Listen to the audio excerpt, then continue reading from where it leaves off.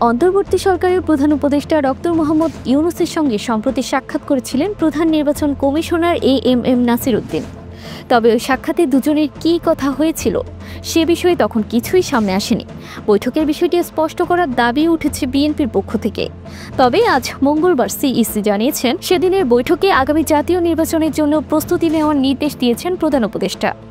রাজধানীর আগারগাঁওয়ে অবস্থিত নির্বাচন ভবনের নিজ কার্যালয়ে সাংবাদিকদের সঙ্গে আলাপকালে এই কথা বলেন তিনি।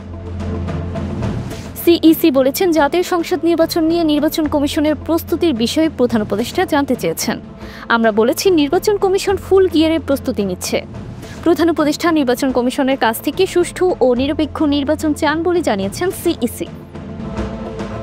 জাতীয় নির্বাচনের তারিখ নিয়ে প্রধান উপদেষ্টার সঙ্গে কোনো কথা হয়েছে কিনা জানতে চাইলে সিইসি বলেন, জাতীয় নির্বাচনের নির্দিষ্ট তারিখের বিষয়ে কোনো আলোচনা হয়নি।